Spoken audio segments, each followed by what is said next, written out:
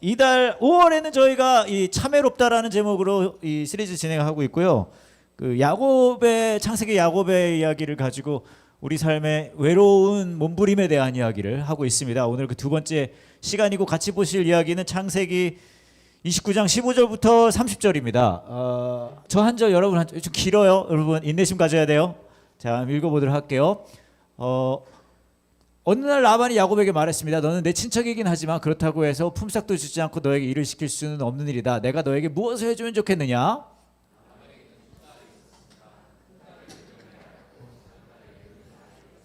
레아는 눈이 곱고 라헬은 용모가 아름답고 예뻤습니다.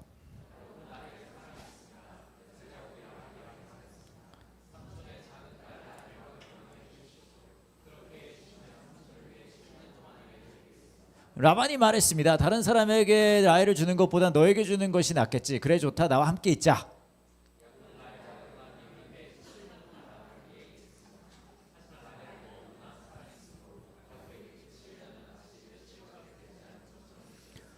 몇 7년이 지나자 야곱이 라반에게 말했습니다. 약속한 기간이 다 지났으니 라헬과 결혼시켜 주십시오. 그날 밤에 라반은 자기 딸 레아를 야곱에게 데리고 갔습니다. 야곱과 레아는 함께 잠을 잤습니다. 이튿날 아침 야곱은 자기가 레아와 함께 잠을 잤다는 것을 알게 되었습니다. 야곱이 라반에게 말했습니다. 어찌하여 저에게 이런 일을 하셨습니까? 저는 라헬과 결혼하려고 외삼촌을 위해 열심히 일했습니다. 그런데 외삼촌은 왜 저를 속이셨습니까?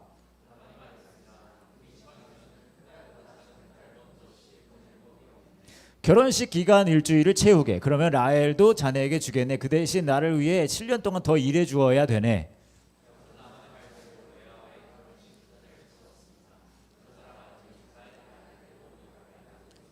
라반은 자기의 여종 빌하를 라헬의 몸종으로 주었습니다.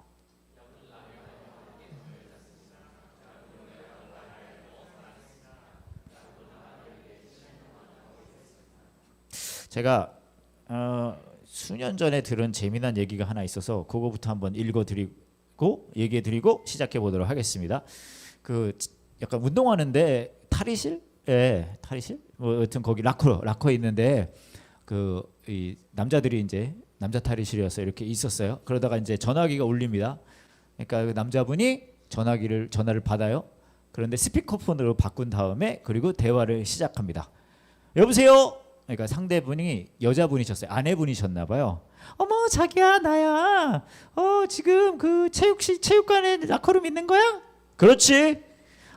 내가 지금 여기 가게를 왔는데 너무너무 예쁜 모피 코트가 있는 거야. 이거 2,000불밖에 안 하는데 나 이거 사도 돼? 참고로 이거 미국에서 있었던 일입니다. 영어로 되어 있는 거 제가 지금 바로 통역해 드리는 거예요. 그럼 사도 돼. 그거 그렇게 마음에 들면 사야지. 나 그리고 아까 렉서스 딜러샵에 들렀었는데 새 모델이 나왔더라고. 내가 근데 그 너무 마음에 드는 거야. 그거 얼만데? 9만 불. 그래. 그런데 나는 그거 사도 된다고 생각하는데 그 가격이면은 풀 옵션으로 사야 돼. 너무 좋다. 알았어. 근데 하나 더 있어. 내가 아까 제인이랑 얘기를 했었는데 내가 전부터 마음에 들어 하던 그 집 있잖아. 다시 그 집 주인이 집을 내놨다고 하네. 그런데 98만 불을 달라 그래. 그래? 그러면 가서 90만 불의 정도로 살 수 있냐고 물어봐. 그런데 아마 90만 불도 괜찮을 것 같기는 한데 그래도 안 되면 8만 불 더 내고 98만 불 주고 사. 당신이 그렇게 마음에 들어 하는데 사야지.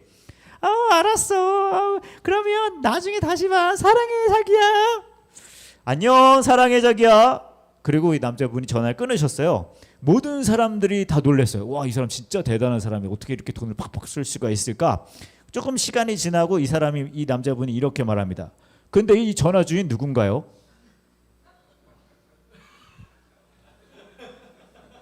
아까 영상도 이해 못했는데 이걸 이해할 리가 없지. 아유, 거참 괜찮아요. 아유. 근데 이거 이야기 보면은 무슨 얘기냐면 어떤 이제 상대 아내분이 아내 호칭되는 분이 모르겠네요. 아내 호소인 막 막 갖고 싶은 걸 얘기하니까 남자분이 막 그래 막 그런 얘기잖아요. 그러니까 주위 사람들이 되게 멋있다라고 생각하고 근데 그 전에 제가 얘기 더 하기 전에 말씀드려야 될 게 전시하잖아요 여기. 그죠? 아시죠? 이제 막 바꿔요. 근데 요번에 전시하신 분들은 오늘도 이렇게 방문객들이 오시나 봐요. 그래서 우리 이렇게 예배 드리다가 방문객들이 올 수 있어요. 전시를 보시고 여기도 작품이 있거든요. 아까도 몇 분 이렇게 보고 가셨잖아요. 그러니까 그러려니 하세요. 아시겠죠? 전시 보러 오셨구나. 그분들은 그분들이고 우리 또 재밌잖아요. 왔다 갔다 하면. 자, 그래서 그거 말씀드리고 아까 그 얘기 다시 돌아가면은 그런 거예요. 왜 이게 주위에 있는 분들이 이 사람 보고 와 되게 이렇게 놀라워하면서 멋있게 생각을 했냐? 왜냐하면 저와 여러분 안에 있는 이 뭐랄까 그런 감정선 그런 게 있어요. 그게 뭐냐? 우리의 삶에는 내가 원하는 것들이 이루어지면은 좋은 삶이라고 생각하는 게 있어요.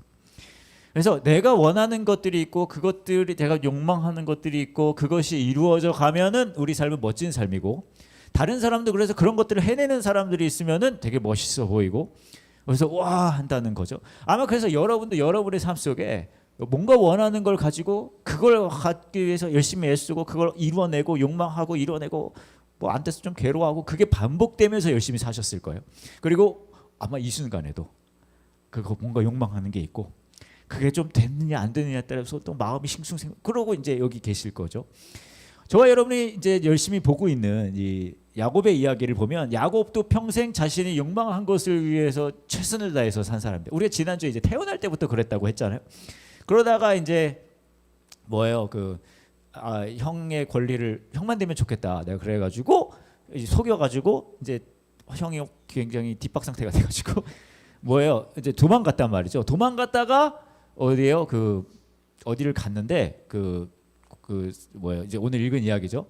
근데 우물가를 간 거예요. 근데 제가 보니까 성경의 우물가는 오늘날로 치면 약간 클럽 같아요. 그러니까 온갖 썸은 다 아니야. 요즘 클럽도 아니구나. 요즘에 그거 하던데. 뭐라 그러죠? 이렇게 맞선 하는 식당 있잖아요. 요즘에. 여러분 모르나? 맞선 포차라 그러나? 에? 헌팅 포차. 죄송합니다. 잘못했어요. 맞선 포차가 아니구나. 잘못했습니다. 맞선 헌팅 포차 같은. 다시 갈게. 제 생각에 성경의 우물가는 헌팅 포차 같아요. 모든 썸은 다 거기서 일어나거든요. 그래서 이제 야곱이 그 우물가에 가가지고 마음에 드는 아가씨를 만났는데 그 아가씨랑 이 아가씨랑 이제 결혼하면 너무 좋겠다 했는데 그게 나중에 알고 보니까 외삼촌의 딸인 거예요. 약간 이상하잖아요. 그 당시엔 그랬나 봐요. 그래서 외삼촌 딸이랑 결혼하려고 그랬는데 외삼촌이 뭐라 그러냐면 야 너 나를 위해 7년을 일해라. 그래서 7년 일했습니다. 근데 대단한 게 진짜 그 여자가 마음에 들었나 보죠. 뭐라고 써있냐면 성에 딱 나와 있어요. 7년이 며칠 같았대요. 대단하죠. 여러분은 요즘 며칠이 7년 같잖아요. 그렇죠? 이놈의 시간이 가질 않잖아요. 이 설교가 아마 여러분 그렇게 들리지 않을까요? 야곱이 우물가에서 그만큼 좋아했다는 거예요. 그래서 이제 결혼을 했는데 딱 정신 차려 보니까 이게 뭐야? 나는 라헬이랑 결혼한 줄 알았더니 레아가 와 있고 막 그래서 이거 뭐야? 그래서 고객센터를 찾아가는 거죠. 고객센터 가가지고 선생님 이거 제가 주문한 게 아닌데요? 그랬더니 고객센터 해가지고 요즘 저희 1+1 행사 중이라고. 그래서 동생이랑 결혼하면 언니도 같이 따라옵니다. 대신 7년 더 일하셔야 됩니다. 이렇게 해가지고 행사 기간이라서. 근데 이뿐만 아니라 야곱은 그 이후에도 뭐예요? 부자가 되면 더 행복하겠다 싶어 그걸 원한 거예요. 그래서 막 나중에 읽어보세요. 성경 읽어보세요. 아시겠죠? 막 염소가 흑염소되고 막 그런 얘기 있어요. 그 다음에 내가 독립하면 행복하겠다. 뭐 이렇게 쭉쭉 가는 스토리예요. 자기가 뭔가를 얻으면 행복해질 것 같아서 진짜 아둥바둥 산 사람이 야곱입니다. 근데 야곱의 얘기만 그런 게 아니에요. 성경이 되게 리얼한 게 우리의 삶도 똑같아요. 저와 여러분도 뭔가를 원하고 그걸 얻으려고 아둥바둥 살아요. 제가 진짜 좋아하는 이야기가 하나 있는데 어떤 대학생이 철학과 수업을 들었는데 중간고사를 망쳤나 봐요. 그래서 교수님한테 찾아갑니다. 재시험 볼 수 있게 해달라고 하는 거예요. 한국은 그런 게 있더라고요. 선생님, 교수님 저 재시험 볼 수 있게 해주세요. 이거 졸업생이거든요. 이 친구가. 그래서 시험을 좀 잘 봐야 졸업할 수 있으니까. 교수님한테 얘기하는 거예요. 재시험 보고 철학과 교수님이라서 철학적인 질문을 하기 시작하시는 거예요. 내가 자네에게 재시험을 보게 해준다고 하자고. 그럼 재시험을 본 다음에 그 재시험 본 걸 가지고 뭘 하기를 원하나? 그러니까 그랬더니 이 친구가 그러는 거예요. 저는 제 시험 봐가지고 좋은 성적을 받고 싶습니다. 저 평점을 좀 올리고 싶습니다. 평점을 올리면 그걸 가지고 뭐 하기를 원하나? 전 평점을 올려가지고 졸업을 하고 싶습니다. 그럼 졸업을 한 거 가지고 뭘 하기를 원하나? 그럼 졸업을 해가지고 저는 좀 좋은 기업에 들어가고 싶습니다. 그럼 좋은 기업에 들어간 걸 가지고 뭘 하기를 원하나? 그 다음부터는 저는 괜찮은 뭐 여자분 만나가지고 저는 결혼하고 싶습니다. 그럼 결혼을 해가지고 그럼 뭐 하기를 원하나? 그럼 저는 진급을 하기를 원합니다. 진급해서 좀 성공하고 싶어요. 그래서 성공을 해서 그 다음에 그걸 가지고 뭘 하기를 원하나? 그러면 아마 저는 은퇴를 하고 저희 와이프랑 괜찮은 노년을 보내겠죠. 그럼 그 노년을 가지고 뭘 하기를 원하나? 그때쯤 되면 죽지 않을까요? 그러니까 철학가 교수님이 이렇게 얘기하는 거예요. 그렇다면 자네는 죽기 위해서 재 시험을 보겠다는 건가? 정말 재수 없는 교수님이죠. 근데 이 얘기가 그냥 이 학생의 얘기는 아니죠. 우리 얘기 여러분도 마찬가지 아니에요? 저와 여러분도 뭔가 원해요.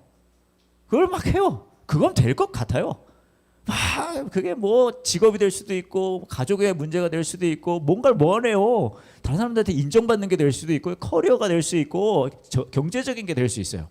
그거가 되면 내 삶이 괜찮아질 것 같다는 거예요. 그래서 그걸 아둥바둥하고 저와 여러분은 삽니다. 그 욕망의 굴레를 벗어날 수 없어요. 왜 그럴까요?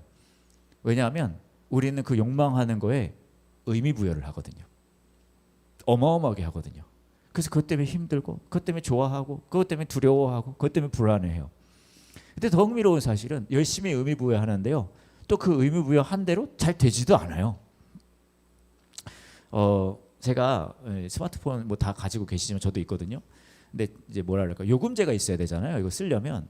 근데 저는 알뜰폰 요금제를 씁니다. 혹시 알뜰폰 요금제 쓰시는 분 제가 몇 번 물어봤더니 부끄러워하시더라고요. 자신을 부끄러워해요. 알뜰폰을 쓰면. 알밍아웃 하기는 걸 원치 않으세요. 제가 살짝만 물어볼게요. 혹시 알뜰폰 쓰시는 분 계시면 그냥 거기만 끄덕끄덕 그냥 저 따라 끄덕거리시는 것 같은데 별로 안 계시네요. 저 알뜰폰 저는 당당하게 씁니다. 저 알뜰폰 쓰거든요. 근데 저는 쓴 지 꽤 오래됐어요. 초창기부터 알뜰폰 썼어요.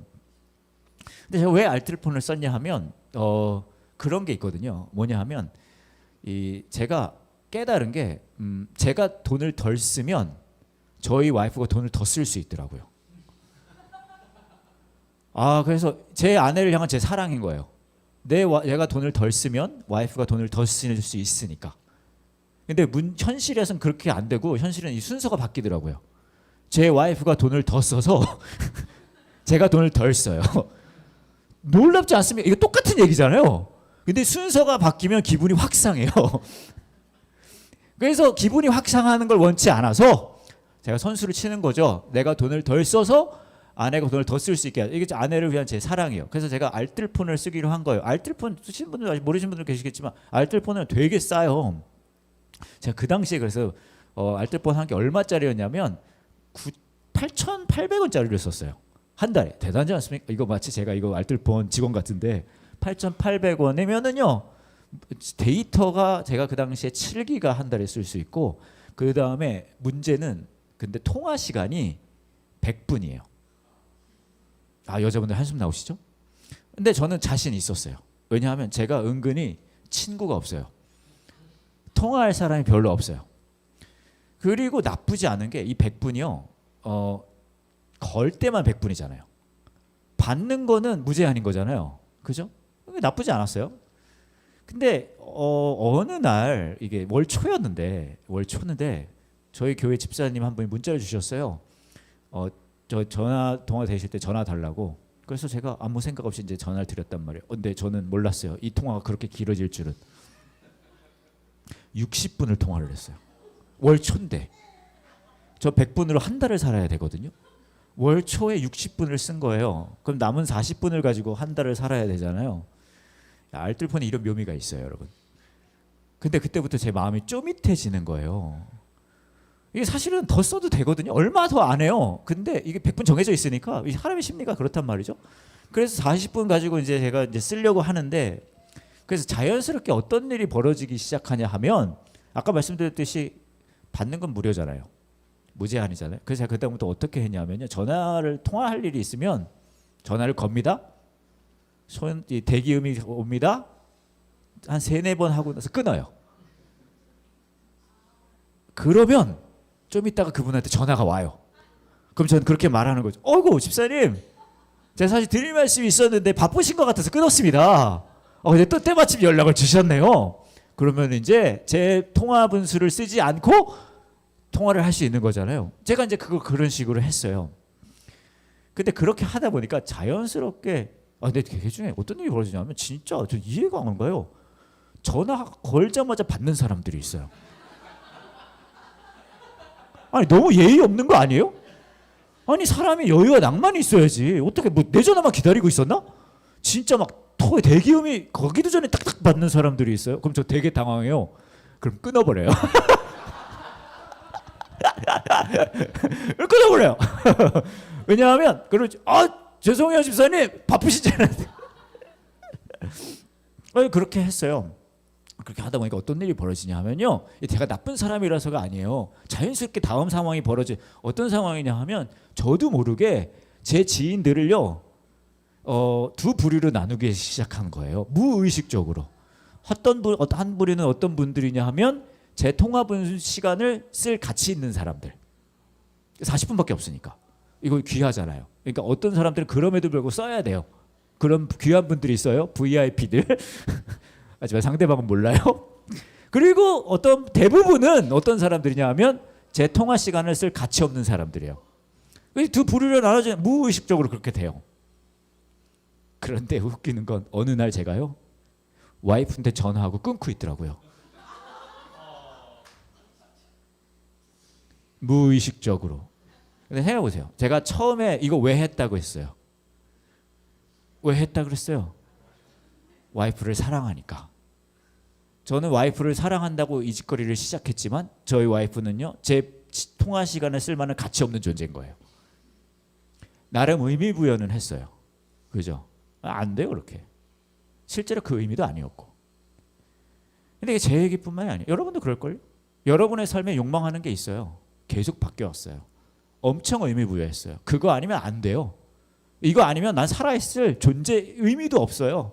이거 아니면 내 삶은 엉망진창이라 그래요. 이거 아니면 내 삶은 아무 가치 없다 그래요. 그렇게 엄청 의미 부여해요. 근데 진짜 그게 그 정도 의미 부여할 일입니까? 아마 아닐걸요? 되돌아보시면 수없이 욕망하던 그것들이 그 정도 의미 부여할 것들이 아니었다는 거 깨닫고 또 그 짓거리를 하시는 거예요. 우린 그러고 살아요. 근데 그게 언제 바뀔 수 있을까? 우리 그 짓거리 하는 거 언제 바뀔 수 있을까? 한 가지 경우밖에 없어요. 몇 년 전에 있었던 일인데 그 당시에 저희 가족들은 미국에 있었고 제가 혼자 한국에 와 있었거든요. 근데 저희 교회들 중에 한 교회의 청소년부 전도사님이 저한테 연락을 한 거예요. 그래서 그 여름에 자기네들 이 캠프 가는데 저보고 와서 설교해 달라 그러는 거예요. 그래서 제가 그렇게 말씀드렸어요. 그 전도사님한테 기도해 보겠다고. 안 간다는 얘기예요. 네, 저희 업계에서 쓰는 말입니다. 기도해 보겠습니다는 가고 싶지 않아요. 그러니까 여러분 그러실 수 있어요. 아니 청소년부에서 캠핑 가면은 목사님 가서 설교하면 좋은데 왜 안 간다고 합니까? 제가 솔직히 말씀드릴게요. 왜냐하면 그 시기가요. 제가요.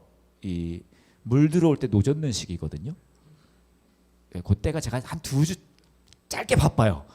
그 여름 때가 제가 살짝 인기가 있어요. 그래서 그래야 되는데 저희 교회 그거 날짜 잡아놓고 거기 가면 크다 여기까지만 할게요. 더 가면 저희 업계의 좀 비밀이기 때문에. 그것도 그거지만 더 중요한 게 뭐가 있냐면요. 제가 그런 데 가잖아요. 그럼 진짜 빵빵 터져요. 진짜 제가 이렇게 하면 애들이 빵 난리 나요. 그런데 저희 교회 애들은 그렇지 않아요. 이것들은 저의 레파토리를 다 알고 있어요. 진짜 저 다른 교회 가면 등장만 해도 다 웃어요. 근데 저희 교회 애들은 어떤 애들이냐면 제가 등장만 하면은 어떻게 생각하면 한번 웃겨봐요. 그래 애들이 영혼이 강팍해요. 근데 얘네만 그런 게 아니라 제가 볼 때 여러분도 비슷한 것 같아. 가까운 교회 분들이 되게 좋은 분들인데 영혼이 강팍해지셨어. 그래서 지금 다 그렇게 건방지게 앉아가지고 한번 써니 목사님 웃겨봐 이러고 있잖아요. 그럼 저 마음이 힘들어요. 등장만 해도 원래 빵빵 터지는데 어찌됐건 그래서 안 간다고 그랬어요. 기도해보겠다고 그랬어요. 안 간다고. 근데 그러고 나서 저희 미국에 있는 저희 큰아이 그 당시가 이제 중3인가 그랬어요. 걔랑 이제 얘기를 하다가 걔가 여름에 다시 올려 그랬거든요, 한국에. 그래서 이런 얘기 하다가 제가 그 얘기를 해줬어요. 야, 교회 근데 저 뭐야 전 선생님 얘기했는데 이렇게 얘기했어. 그랬더니 이 친구가 저희 큰애가 그러는 거예요. 아빠 나 그 캠프 갈 건데 그러는 거예요. 그래서 얘가 그래요. 아빠 와야지 그래요. 그래서 제가 그렇게 얘기해. 야 좋아, 큰애를 좋아하는데 좋아야. 너는 내 레파토리 다 알잖아. 저희 좋아하는 제 레파토리 다 알아요. 야 다 아는데 그거를 뭐 내가 하면 너 재미없잖아. 좋아 그러는 거야. 아니야 아빠, 난 아빠 레파토리 다 알긴 아는데 몇 번을 들어도 재밌던데 그러는 거예요. 그 조아가 그러는 거예요. 아빠, 내가 아빠 넘버원 팬이잖아. 제가 그래서 완전 감동받았잖아요. 그래서 조아 전화 끊고 그 전선한테 전화했어요. 얘기했어요. 가겠다고. 나 갈 거라고. 딴 사람 부르지 말라고. 물론 그 수련회는 그 캠프는 코로나로 취소됐습니다. 결국 못 갔어요. 근데 보세요. 저 나름 의외였어요. 안 간다고. 그렇죠? 근데 제 마음이 확 바뀌었습니다. 왜 바뀌었을까요? 조건이 바뀌었을까요? 걔들이 막 청소년부 애들이 갑자기 집단으로 회개하면서 선생님 목사님 저희가 잘못했습니다. 겸손히 저희는 목사님에서 안 그랬어요. 걔들은 여전히 시건방지게 앉아 있었을 거예요. 확 바뀌었어요. 제가 의미부여한 거는 다 바뀌었어요. 왠지 아세요? 왜냐하면 그것과 상관없이 저희 딸이 저를 응원해 준다는 걸 깨달았을 때, 실감했을 때 더 이상 의미 없어지는 거예요. 크리스찬의 삶은요, 여러분, 어떤 분들은 그렇게 얘기해요. 너희들이 욕망하는 것들이 하나님께서 이루어 주실 것이다. 임상실험 많이 해봤거든요. 꼭 그렇진 않더라고요. 꼭 그렇지 않아요. 죄송해요. 할 얘기는 해야 돼요. 그거 된다는 분들 계십니다. 무책임한 분들이에요. 크리스천을 산다는 건 욕망하는 것들이 하나님의 능력으로 다 이루어지는 삶은 분명히 아니에요. 대신 뭔지 아십니까? 그 욕망하는 것들이 더 이상 나에게 의미가 되지 않는 삶이에요. 왜요? 내가 욕망하는 게 더 이상 나의 삶에 의미가 되고 내 삶을 완성해가는 삶이 아니라 하나님이 내 삶에 나의 편 되어주시고 나의 하나님 되어주신다는 것으로 이미 내 삶은 충분히 의미 있다는 걸 실감하는 사람들이거든요. 그 다음부터는 그 욕망하는 것들은 해볼 만한 일이지 내 삶에 의미를 부어야 하는 일은 아니게 된다는 거죠. 근데 여러분 그거 믿으세요? 벌써 제가 아까 안 될 거예요 라고 할 때부터 여러분들이 표정이 너무 안 좋아요. 아씨 그런 줄 알고 왔는데 왜 안 된다는 거야? 근데요 하나님은 그러시거든요. 야 그거 안 될 거야. 근데 그 안 되는 것이 너의 삶의 의미가 되는 게 아니라 내가 네 삶의 의미가 될 거야.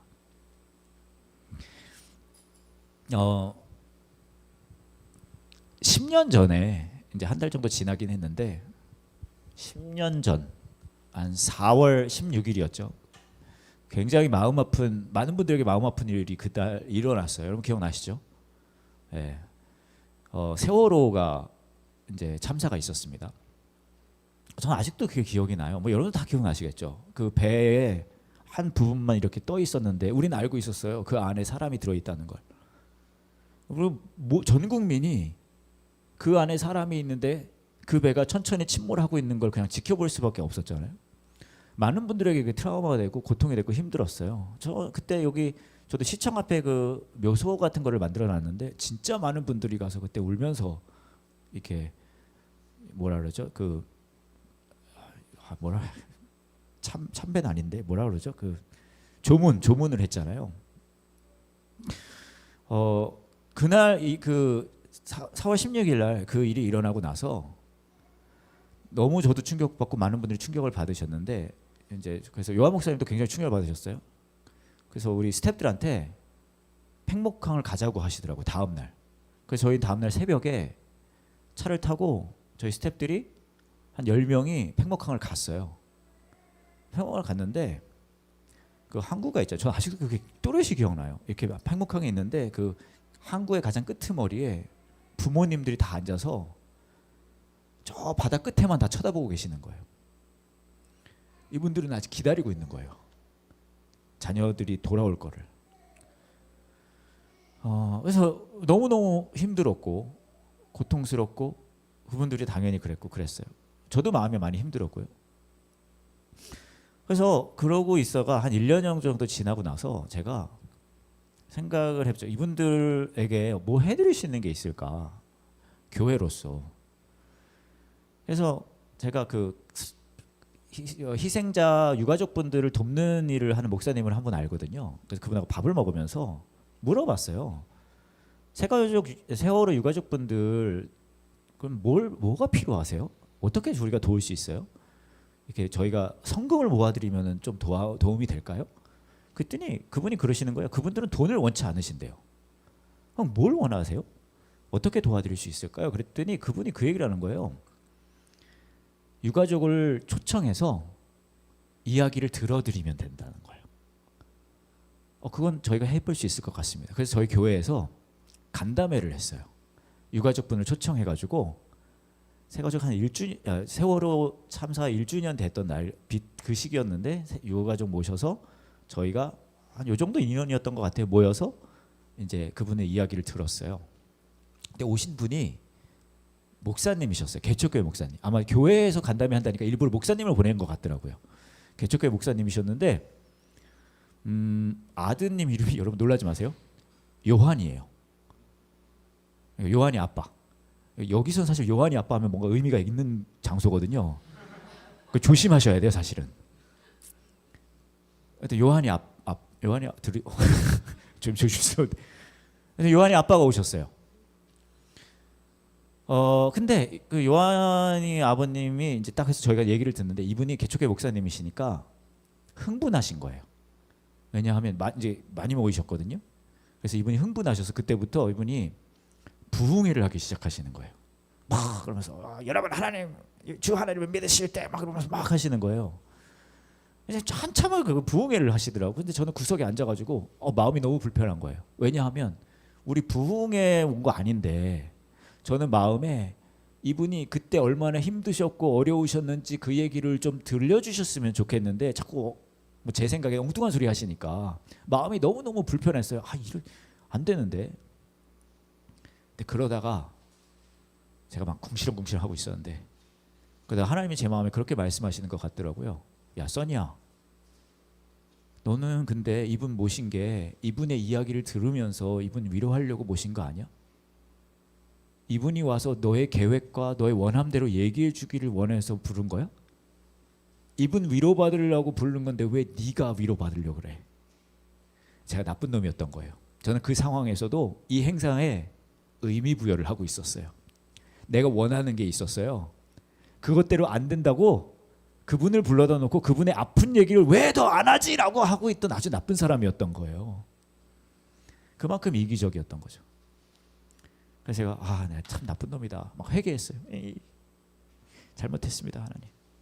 그리고 행사가 끝나고 나서 목사님께 가가지고 너무 좋은 말씀 얘기해 주셔서 너무 감사합니다 이제 말씀드렸거든요. 근데 이분이 그러시는 거예요. 갑자기 목사님 제가 미리 말씀 못 드려서 죄송한데 이제 그 행사가 대전에서 있었거든요. 저 여기서 자고 가도 될까요? 하시는 거예요. 갑자기 제가 이제 방을 잡아드려야 되는 상황이 된 거죠. 저녁 때였는데. 그래서 제가 그럴까요? 하는데 마음속으로 또 화가 나는 거예요. 진작 얘기하시지. 이 밤에 어떻게 숙소를 구하지? 그래서 막 궁시렁궁시렁 되면서 막 찾았어요. 그래서 방을 하나 예약을 해가지고 호텔을 그다음에 이제 말씀을 드린 거죠. 목사님 방 구해놨습니다. 이제 어디 가서 주무시면 됩니다. 그래서 계속 화가 나 있었어요 저는. 근데 이분이 그러시는 거예요. 번거롭게 돼서 죄송합니다.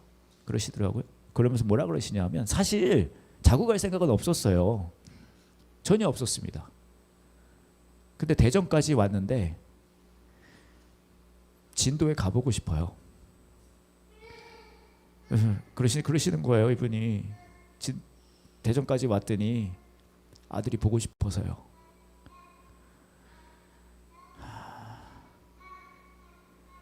크리스찬으로 사는 삶은요, 원하는 게 이루어지는 삶은 분명히 아닌 것 같아요. 대신 어떤 삶이냐면 우리는 고통을 공감하는 삶이에요. 어떤 고통입니까? 우리에게 모든 것을 내어주시면서까지 우리를 가치 있게 여기신 그 십자가의 고통을 공감하는 사람인 거예요. 그것을 알아야, 그것을 실감해야 내 삶이 진짜 욕망하는 것이 이루어지든 이루어지지 않든 진짜 가치 있다는 것을 실감할 수 있거든요. 여러분이 욕망하는 것이, 여러분이 의미 부여하는 것이 여러분의 삶을 온전하게 해주지 못해요. 대신 하나님이 여러분의 하나님 되어주신다는 것이 여러분의 삶을 이미 온전케 하셨어요. 근데 여러분은 그걸 믿지 못하실 거예요. 그러면서 말씀하시거든요. 니네 믿지 못할 거 알아. 그래서 내가 모든 것을 내어놓는 것을 마다하지 않았어 라고 십자가의 사랑을 보여주십니다. 그러면서 말씀하시는 거예요. 너는 다른 것들을 욕망했지만 나는 너를 욕망했는데, 왜냐하면 나에게는 네가 가장 가치 있으니까. 세월호 부모님들 얘기가 나와서 하나만 더 말씀드릴게요. 몇 년이 지나고 나서 저희 가까운 교회에서도 했어요. 가까운 교회에서도 했거든요. 그 당시에 어머님 두 분이 오셨는데, 그게 아직도 제가 기억이 나요. 그 두 분이 들어오시는데 그 당시가요, 이분들한테 굉장히 엄혹한 시기였어요. 이게 굉장히 정치적 이슈가 돼가지고, 참고로 말씀드리지만 저는 정치적으로 말씀드리는 건 아닙니다. 저는 투표권도 없어요. 저 외국인 노동자고요. 우리 사장님 나빠요. 요한이 아빠는 좋아요.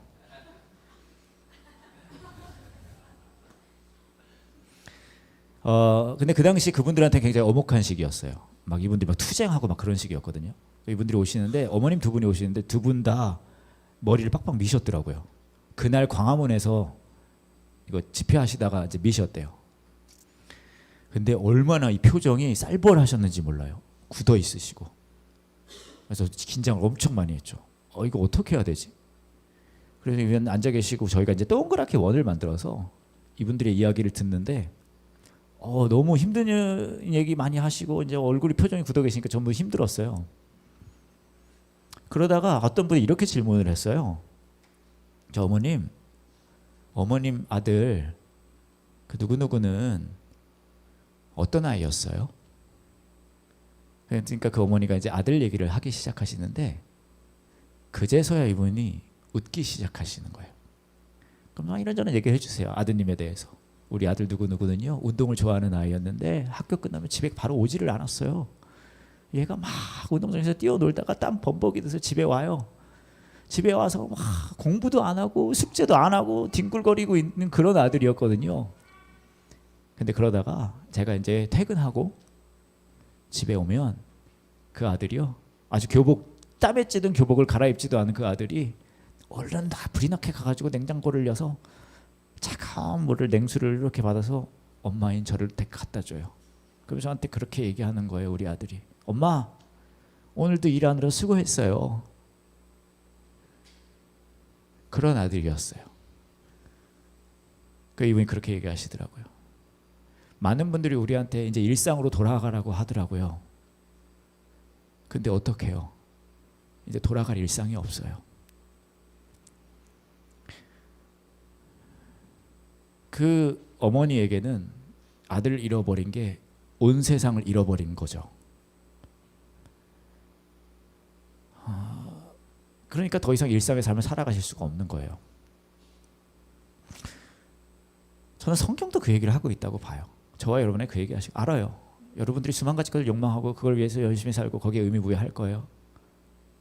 근데 그때 하나님은 저와 여러분에게 그러시거든요. 너희들이 나에게는 모든 거야. 네가 나에게 모든 것이기 때문에 네가 다른 걸 다 욕망하더라도 나는 너를 너무나 욕망해서 나의 모든 것을 내어놓는 걸 마다하지 않았어. 그게 십자가의 사랑이거든요. 저와 여러분의 삶에 외로운 싸움이 계속 있으실 겁니다. 여러분 삶에 욕망하는 게 돼서 안 돼서 두렵고 불안하고, 왜 그럴까요? 그게 의미 부여하고 그게 여러분의 삶의 존재를 증명한다고 생각해요. 그건 여러분의 삶을 증명하지 않아요. 대신에 십자가의 사랑과 은혜가 저와 여러분의 존재를 증명해요. 그 가치를 증명해요. 그 의미를 증명해요. 그러고 말씀하세요. 이거면 충분하다고. 욕망하는 것을 따라 사는 그 삶에 지치고 힘들 때 그 부르심에 귀 기울이시는 저와 여러분 되기를 원합니다. 같이 기도할게요.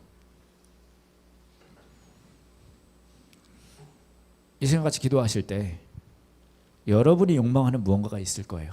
건강이 될 수도 있고, 재정적인 게 될 수도 있고, 관계가 될 수도 있어요. 그 욕망하는 게 이루어지지 않아서 힘들고 고통스럽고 어렵고 마음이 무겁고 그게 상처가 됐을 수도 있어요.